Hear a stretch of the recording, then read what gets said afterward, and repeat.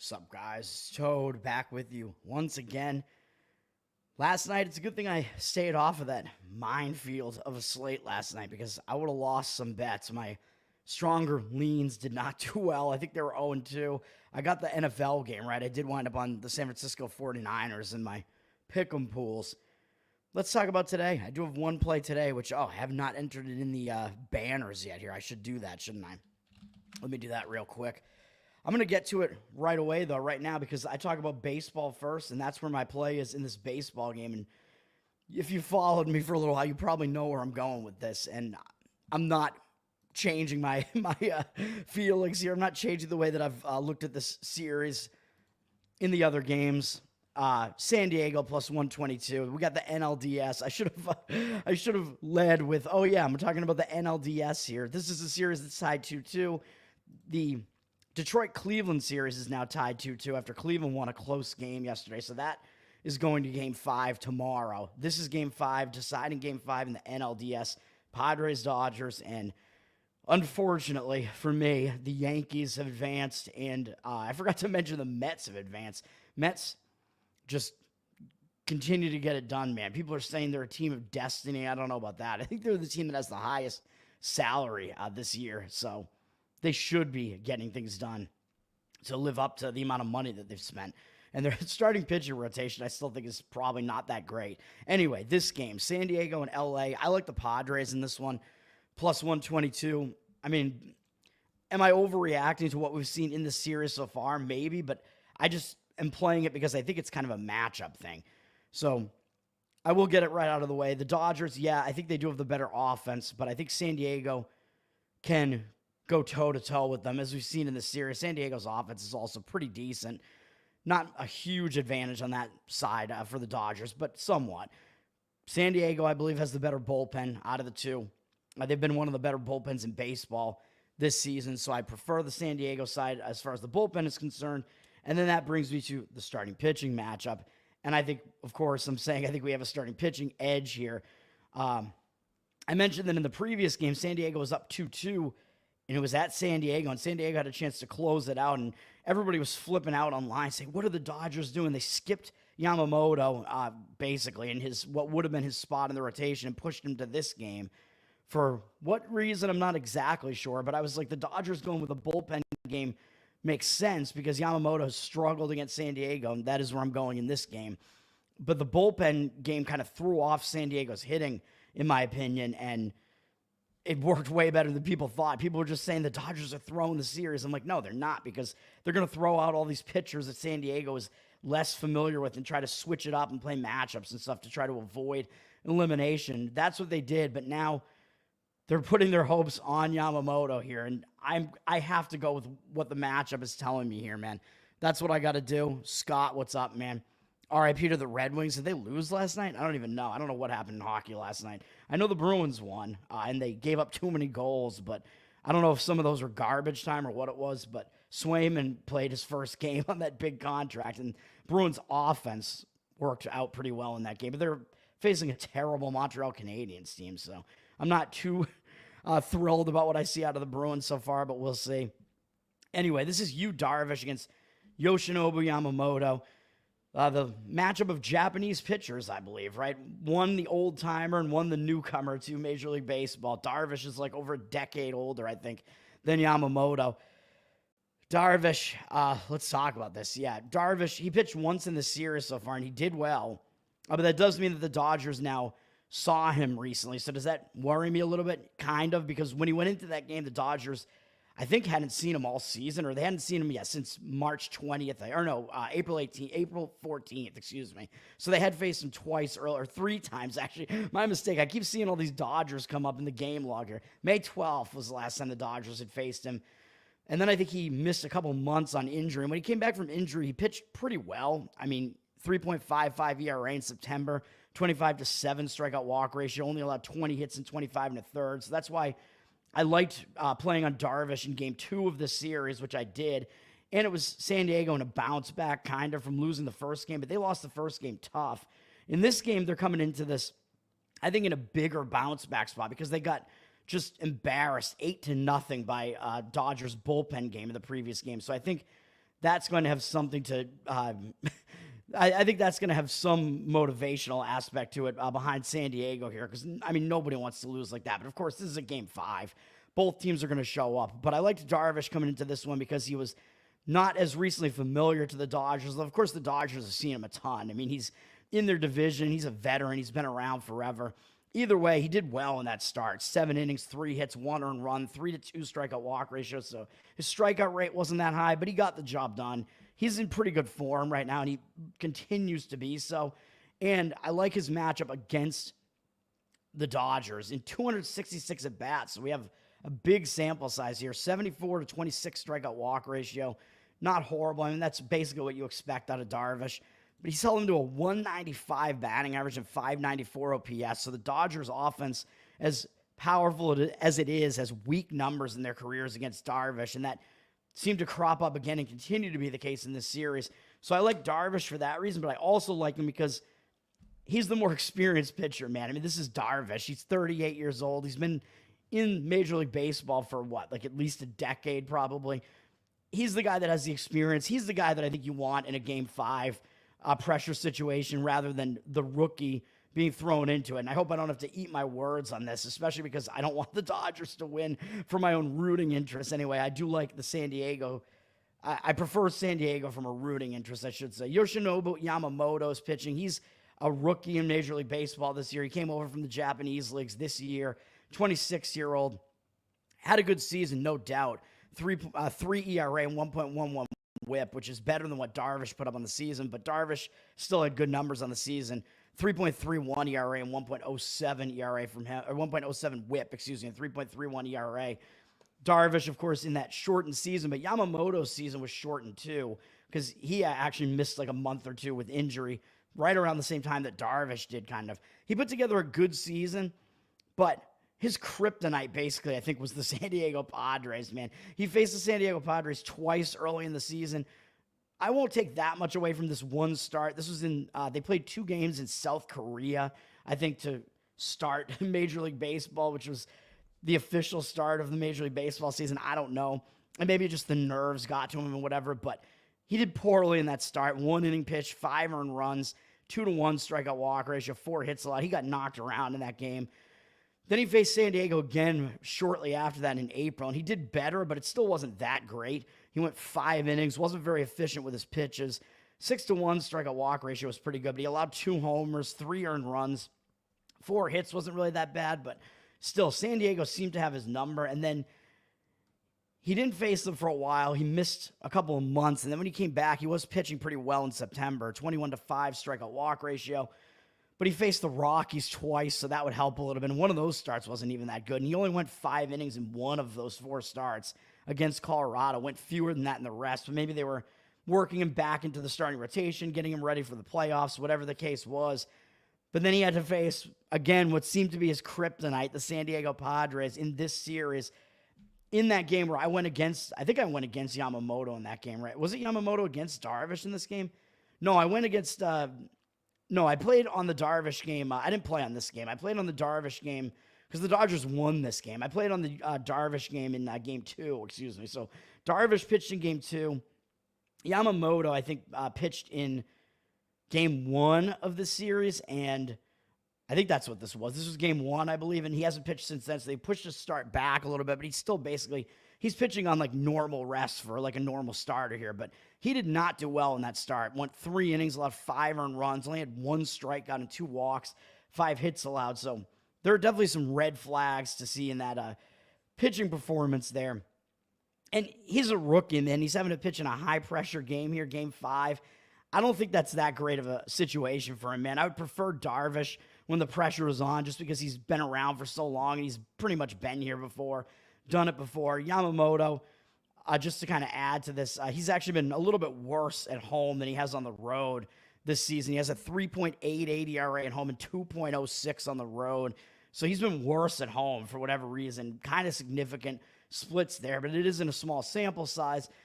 And then Yamamoto, part of the reason why I'm going against him here is, like I said, Padres have been his kryptonite, man. He's got 3 starts against him now, 35 at-bats worth. They have 10 RBIs off him, a 9-5 strikeout walk ratio. That's not good.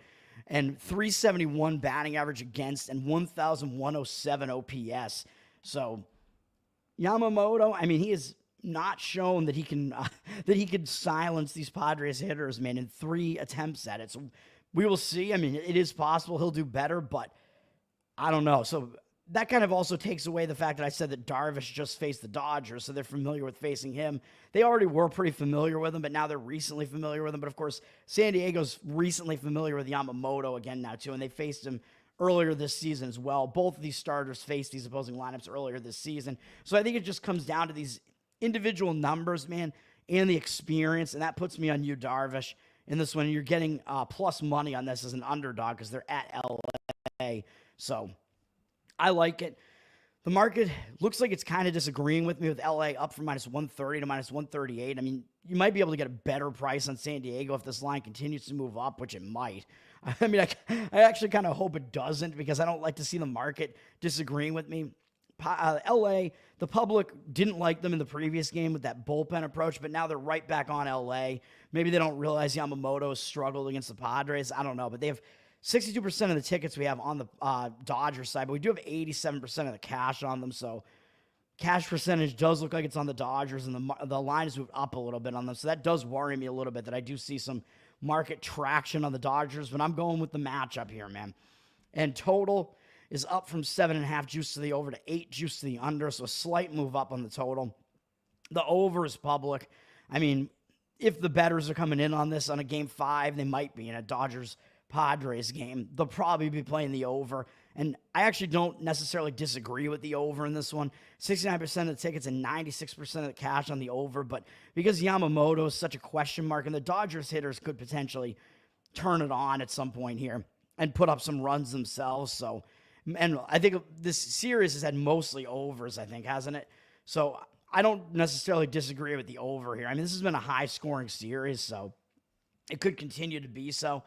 So that's a total where I would not necessarily fade the public in that one. At least I'm fading the public on the side here, even though it looks like the cash percentage is also disagreeing with me here. But that's the play.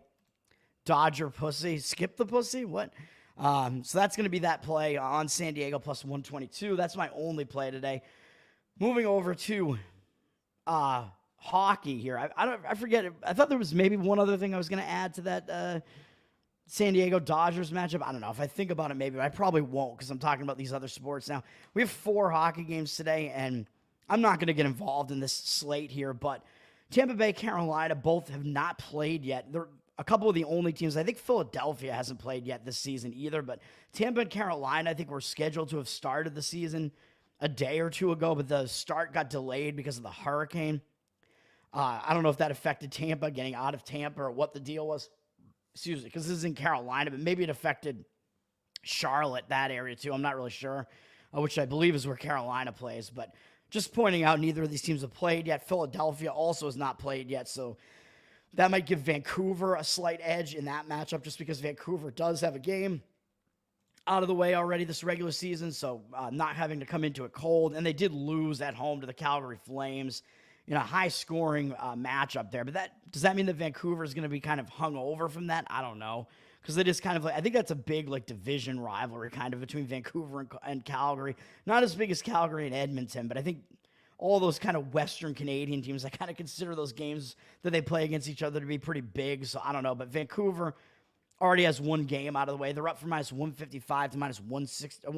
To minus 165. 67% of tickets and 82% of the cash. I would lean to their side just because they do have that game out of the way, but obviously I'm not playing that. And Winnipeg, I think, is kind of in a bad spot, but they are a huge favorite against this Chicago team that has not really shown that that they're that competitive yet with this new roster that they have going on there. Winnipeg up from minus 240 to minus 242. Not really much to see in the ticket percentage or cash percentage yet. We don't really see any numbers there yet.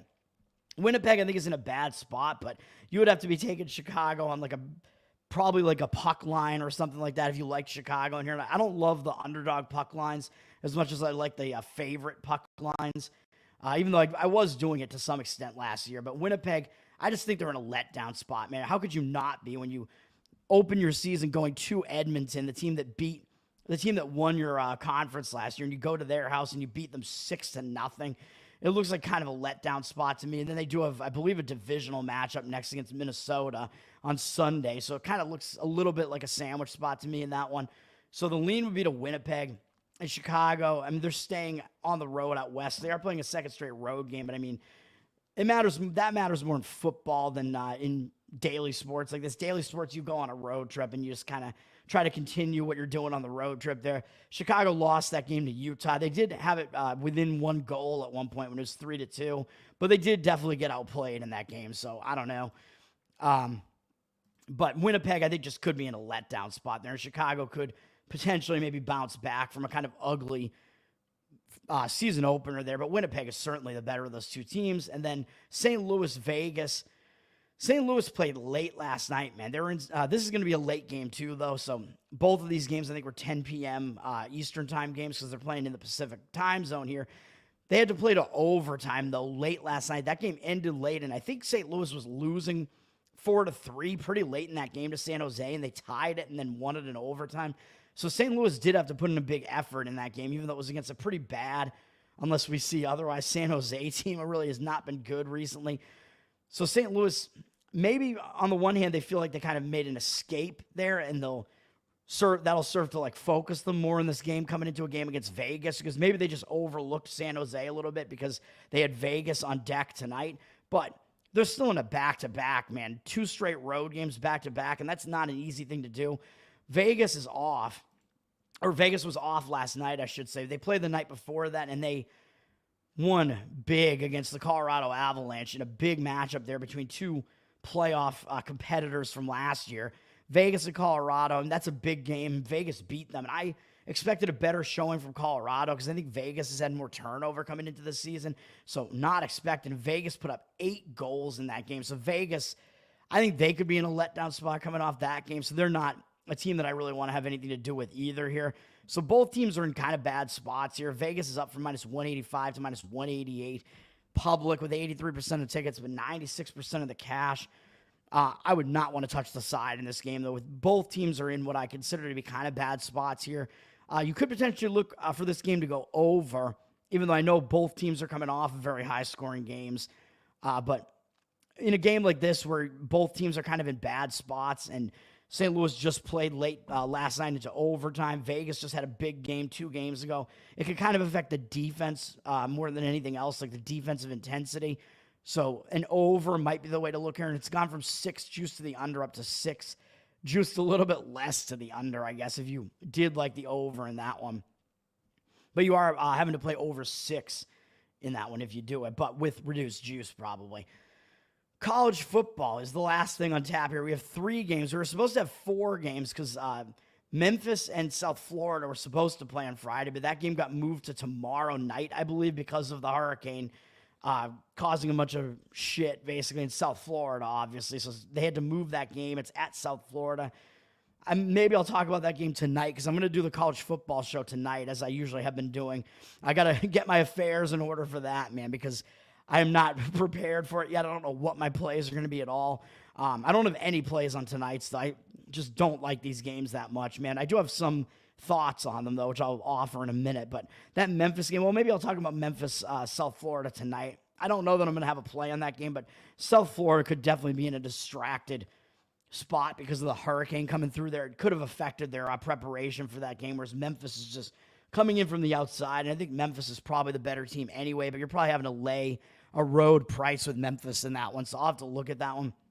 Tonight, though, we start out with this very elite Big Ten matchup tonight, man. It's crazy that the Big Ten matchup tonight is, well, probably not the worst game on tap, because that's probably any game involving Utah State is probably the worst game that you have on the slate, but Northwestern Maryland, not the most elite Big Ten matchup that you could possibly get here. So you get a Big Ten, hey, we get a Big Ten matchup, but yeah, it's Northwestern against Maryland, man.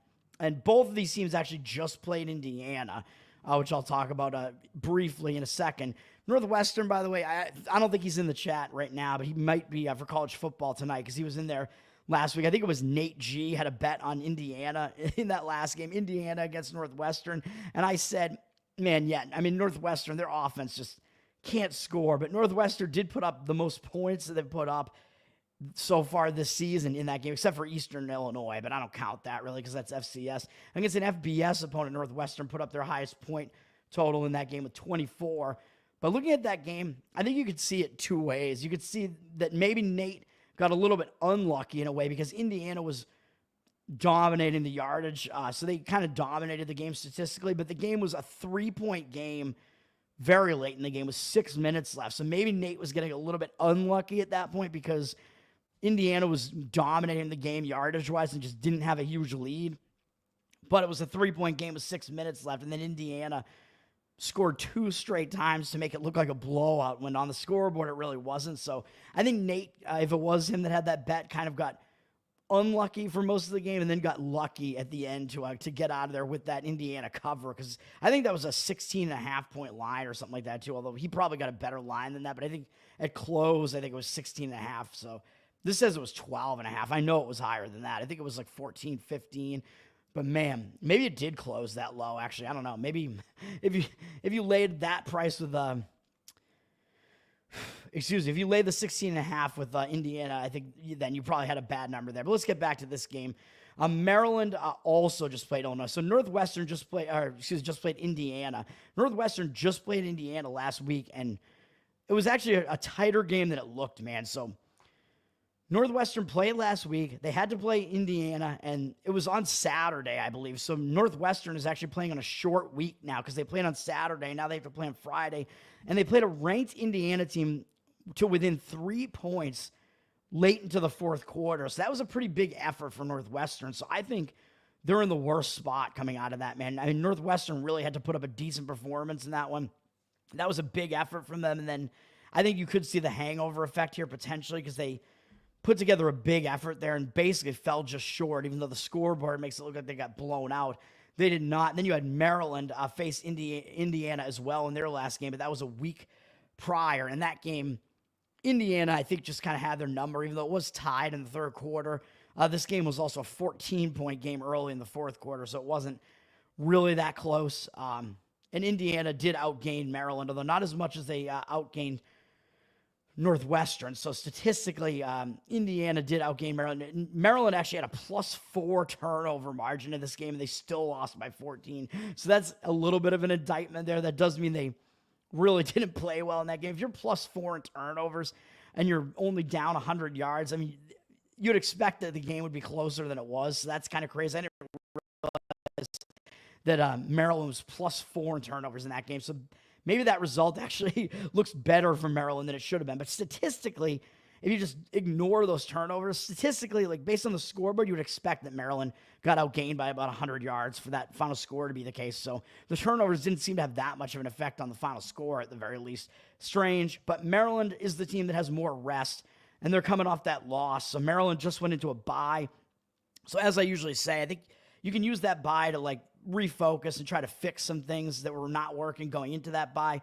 So Maryland's at the big rest advantage here. Northwestern's on the short week. So Maryland does have those advantages here, and they are certainly the better team. Northwestern, I mean, they've switched their quarterback. I think they were going with some other guy earlier in the season, and now they were going with Wright earlier, and they switched to Lausch, and he's at least been better than Wright was. I mean, if Wright was worse than Lausch was against Miami, Ohio, then, you know, against kind of a bad opponent there, then probably something was not working. And against Duke, who I think is overrated as well. Lausch came in and he did really badly against Washington, though, but he did okay against, a bad Eastern Illinois team, an FCS team. And he did okay in that Indiana game, but I don't know. Like, I mean, that's one game where he did step it up in one game against a big opponent, but now they're on a short week. This Northwestern team, they're just not that good, man. And I think they really, I think they're a pass-heavy offense. Really, they can't run the ball. As you can see here, their rushing attack has not been strong at all. And Maryland's defensive weakness is more so on the rushing side. They're better against the pass. So what you got is Northwestern. The thing that they do the most on offense goes right into Maryland's strength on defense. If they have a strength, Maryland's a little bit better against the pass than against the run. So I don't think Northwestern really has the offensive capabilities to take advantage of Maryland's defensive weakness, which is on the rushing defense side of things. Northwestern's rushing attack is not good.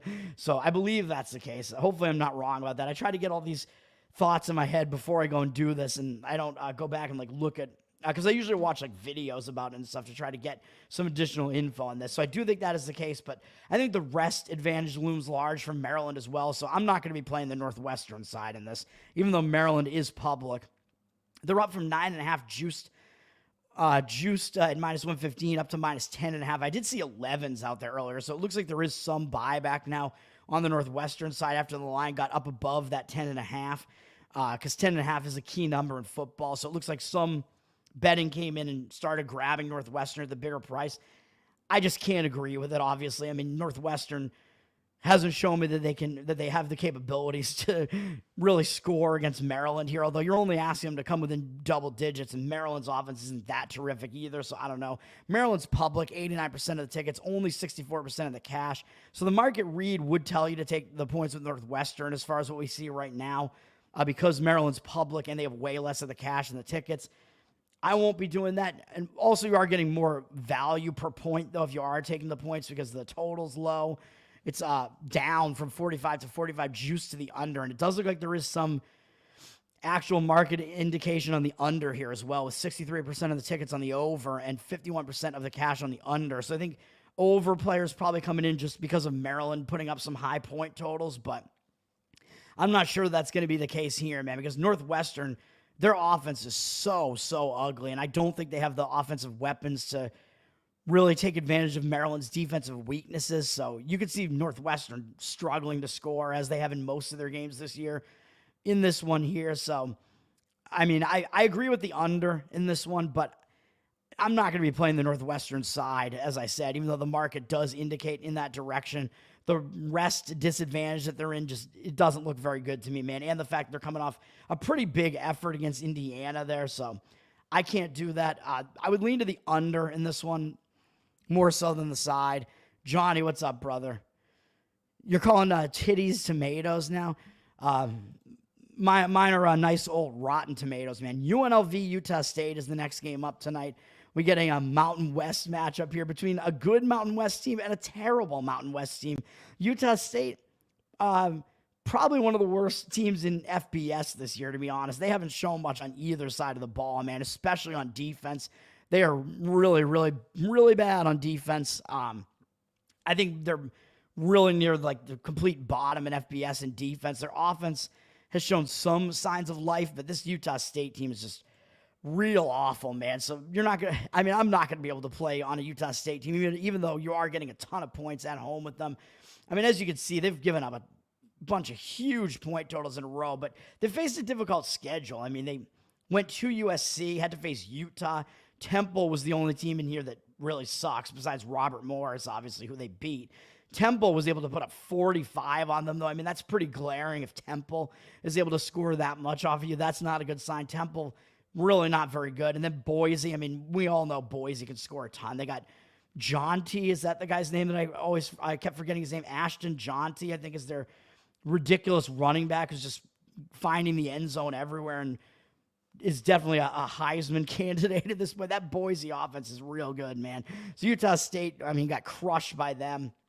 But, I mean, if you give up 62 points to anybody, I mean, that's not that great. So UNLV, yeah, I mean, UNLV is a really balanced offensive attack. They do have the weapons to do whatever they want, basically, against this awful Utah State team. So this game is going to come down to motivation, man. And Utah State, I will say that their offense has improved a little bit since their quarterback changed. They had Barnes starting at quarterback the first 3 games. He did not do very well. I mean, it's not great if you put up fewer than 200 yards against Robert Morris. Just saying, they switched to Petrus, and not Kim Petrus. They don't have a trans quarterback here. This is, I forget his first name. This is the guy who was on Iowa, Spencer Petrus. He was Iowa's quarterback up through 2022. So, you know, you got to be in a pretty dire situation if you're having to switch to a guy who was part of that, just pitiful Iowa offense over the last few years. He wasn't there last year, I don't think, but the years prior to that, Petrus was Iowa's quarterback on those just really weak offensive teams. But he gets to face Mountain West defenses now, so that's a little bit easier for him. He did fine against Temple and Boise, but Boise, I mean, a lot of that was in garbage time.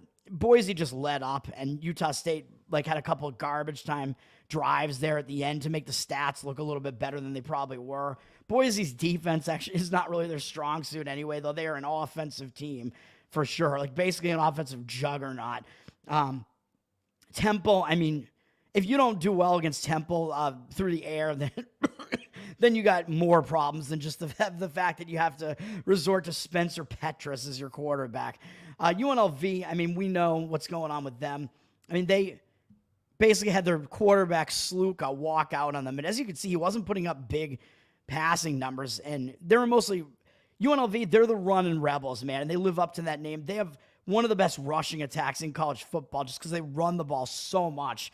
And they're able to do it with a lot of effectiveness as well. I think they're ranked number 4 in rushing attempts, probably in FBS, and their efficiency running the ball is not bad either. It's still up there near the top. UNLV, they run the ball all over the place, but they've become a more balanced offense since Sluka decided you guys aren't paying me enough or whatever for my NIL stuff. I don't know what the deal was there. He walked out, and then Haj Malik Williams came in, and they became a more pass-heavy offense, but Williams also can run the ball like Sluka could. Sluka was a dual-threat quarterback, and Williams also is. So they didn't lose really anything as far as the dual-threat nature of their quarterback, but Williams is better with his arm than Sluka is. So this gives UNLV an added dimension on offense, but I think they had such an emotional high, man, playing for Williams' first game. They just blasted a not very good Fresno State team in that game. UNLV was just really hyped for that game. They rallied after Sluka left them in the dust. They rallied around Williams, man, and they played really well in that game. Then we all saw it. It was on my TV here during one of my shows, during my college football show that past week, I guess last week. UNLV had to face Syracuse in a big primetime game, man. It was a barn burner of a game, man. It was a close game basically the whole way, and Syracuse going to an unfamiliar environment I thought might hurt Syracuse a little bit, but UNLV was off of such a huge emotional high that I do think they kind of fell into a letdown situation here, which I mentioned I kind of liked the UNLV side in this one anyway because it was such a weird travel spot Syracuse was having to go to, but Syracuse was up to the task, and I think I keep messing up the quarterbacks' names just so let me get it straight. Syracuse's quarterback is Kyle McCord, and Grayson McCall is the quarterback who was on Coastal Carolina, who is now on NC State. I think I called McCord on yesterday's show. I don't remember, but whatever. My college analysis was not good in last night's games, just to put that out there. Middle Tennessee did not look good yesterday, so good thing I didn't actually fire on that one. Back to UNLV here, though. UNLV, I mean, this is all about motivation because they could be in a letdown. They could be in a dream crusher spot now. That's the whole problem here. Where UNLV on paper, yeah, they certainly should be able to just put up tons of points against this awful Utah State defense. UNLV's offense is really good. So that's why UNLV, of course, is laying a ton of points on the road here. But the question is motivation. So UNLV, they had vaulted up into the rankings, man. They were ranked in the top 25. And now they're coming off their first loss. And that loss could mean that they're not going to make the playoffs. They had a chance to make the college football playoff, I think, only if they completely ran the table. I don't know if they were going to be able to do it because, of course, Boise State was going to be the big question mark there. But other than that, I think this is a weak slate of opponents, man. I think they were going to be able to probably run the table, except for maybe Boise, and Oregon State on the road is actually not an easy matchup either. So they probably were not going to be able to run the table anyway, but they had a chance to do it. And now I think they could be in a dream crusher spot, man, after suffering that first loss on primetime, the way that they did in overtime. I think that could hang them over, man. So as far as, which team is better, we all know UNLV is the way better team here. But as far as the situation is concerned, I question how motivated UNLV is going to be here, man. And to have to face a Utah State team that just sucks. And they have that big matchup against Oregon State up next, man. So that's their matchup against the orphans of the Pac-12. Orphan State is who they have up next. But that's still a big matchup, man, because it's a former Pac-12 team. So it basically looks like a sandwich spot here where UNLV's coming off that huge primetime game against an ACC opponent where they lost, and that could crush their hopes of maybe making the playoffs. Now they just get this hideous Utah State team with a bigger matchup, 2 big matchups up next against Oregon State and Boise State. I think it's a sandwich, so if you were to force me to pick a side, as horrifically ugly as it seems, I think I would have to be on the Utah State side, just taking all those points. They're on a shortened week, though, because they played on Saturday and UNLV played on Friday. So UNLV does have one extra day of rest. I don't know that that's going to matter. UNLV, they're, a huge road favorite, up from 18 to 19. We got 51% of the tickets on Utah State and 56% of the cash on Utah State. I'm shocked that the ticket count is not on the UNLV side, because what public bettor, maybe the public's just not playing this game at all. What public bettor is going to be coming in on the Utah State side, man? They have not shown any reason to back them at all if you're like a recreational bettor. But the spot looks pretty bad to me for UNLV for those reasons I just listed. So I lean to taking the points with Utah State. The total's up from 64.5 to 66.5. 84% of tickets on the over. I'm not surprising the public's going to come in on an over in a game where UNLV could probably just put up points at will almost in this game if they really wanted to. Utah State not going to really be able to stop them. It's going to be about motivation here. 88% of the cash is also on the over. I can't really disagree with the over just because Utah State's defense is so bad, and UNLV can put up points. UNLV's offense is better than their defense, even though their defense hasn't been that bad either. If their defense is not that highly motivated, you could see Utah State with Spencer Petras there. At least they've been a little bit more of a capable offense at the very least. So you could see them maybe score a little bit in this game as well, enough to maybe get this game to go over the total. So I don't hate the over in that one, but you're not going to find me playing either side there. And then Utah State, or Utah, Arizona State, if I was going to play a game, it would be the Utah side here. I got to get out of here soon. Zach, what's up, man? You're a Red Wings fan as well? Ooh, yeah. All right. Yeah, that neighbor girl was, she was showing you her Red Wings. Let's put it that way. That's why you're the Red Wings fan here. I like the Utah side in this one, but we still have no idea what's going on with Cam Rising, dude, because Utah's coach has been saying Rising is going to come back the last 2 weeks, and he still hasn't been back. Although I've been right on the Utah analysis the last 2 weeks. I liked Utah to beat Oklahoma State just because I thought Oklahoma State was way overrated and the spot was a little bit better for Utah. I was right about that. Then I thought Utah would be in a little bit of a letdown spot after that, coming out of that game. And Arizona was able to not only cover, but win outright against Utah on the road there. And Cam Rising missed both those games. So Cam Rising does matter for Utah. He makes their offense way better. And if this line has gone up from 3 to 5.5, I think that indicates to me that Rising is going to play in this game. But their coach has said the last 2 weeks that he was going to play, and he didn't. So even though I've had a good gauge on Utah, if Rising isn't playing, I don't know. And even if he is playing, if Rising comes back, then you're talking about the reverse injured player theory where the team wasn't playing that bad without him, and now if he comes back, they have to get used to playing with him again. So there are, some adjustments that you have to make to get used to playing with your quarterback again, even though he is their way better of the two quarterbacks over Isaac Wilson. I think it's his backup. He's not very good. Cam Rising with the false tetanus reports that were out there. He does not have that, but he does have an injured hand. I think he'll be back in this game. Even if he is back, I probably still lean to the Utah side. We have 53% of the cash on them, 73% of the tickets taking Arizona State because I think the public comes in, even though Utah's ranked, they're coming in looking at this game and saying, this is 2 4-1 teams, man, and you're getting this many points at home with a 4-1 Arizona State team. Give me Arizona State. I think that's what the public is saying because they're really want to take the Arizona State side here, and they don't like what they saw to Utah last week probably, or the last game against Arizona. But Arizona State, this is not a very impressive 4-1. Beating Wyoming, who cares? Mississippi State's by far the worst SEC team. They were life and death to beat Texas State, which was actually a better opponent than those previous two. I said I liked Texas State in that game. That was a big primetime game, a step-up game for Texas State. So I will give Arizona State a pass on that one. And then I like Texas Tech in this one against Arizona State, I believe, if I remember. Or no, maybe I didn't. I forget what my analysis was on that one. But they lost to Texas Tech, which Texas Tech has been putting up a lot of offense this year, so not a bad team there. And then they beat Kansas. Kansas is nowhere near as good as what their initial rankings were to start the season. So they don't really have any impressive wins on their slate, man. So it's a little bit of a counterfeit 4-1, in my opinion, for this Arizona State team. I don't think they're bad, but they're not as good as they look. And the odds are just telling you all you need to know here, man. Lining Utah is a huge favorite on the road here. The odds makers are telling you who the better team is. Even without Rising, Utah looks like they're probably still like a favorite of a couple of points on the road. So that's the odds makers telling you what you need to know. Utah, as I said, they lost to Arizona in their most recent game, but I think they might, they're actually coming out of a bye, so that should help them, man, even though that did halt their momentum there. They didn't have any impressive wins either, really, until they beat Oklahoma State, who I think Oklahoma State is not as good as that ranking either. I think they were pretty overrated.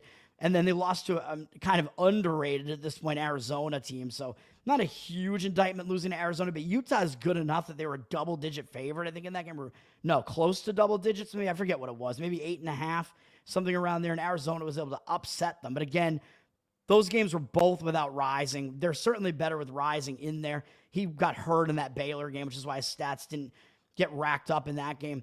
But if Rising's going to be able to come back, it should be coming out of a bye, man. The bye might help him do what he needs to do to heal up and come back in this game. But then again, the hesitation with Utah would be the reverse injured player theory. Like, are they going to take some time to adjust to having him back in there? And does that mean the line has moved a little bit too much up on Utah? I don't know. And Arizona State is at the rest disadvantage, man, because they played 6 days ago on Saturday. So Utah has the bye, and they're facing a less rested Arizona State team on a short week. So the rest advantage is certainly on the Utah side as well. So I do lean to Utah here. And like I said, the odds makers tell you what you need to know. If you have 2 4-1 teams, even though Utah is ranked, but the public seems to be ignoring the rankings here. And the odds makers are lining the road team as this much of a favorite. It kind of reminds you of San Francisco last night, man, where you had San Francisco 49ers as the team with the worst record at Seattle, but San Francisco was laying 3.5 on the road. The odds makers are telling you who the better team is at the very least here. They're not necessarily telling you about the spot, but they are telling you Utah is the better of these two teams. Arizona State, I mean, both of these teams came out of the Pac-12, but Utah was the much more physical of these two teams defensively out of the Pac-12 too, so that could kind of hurt Arizona State, who kind of plays more of a finesse style as well. So Utah has the advantage in physicality as well and the style of play.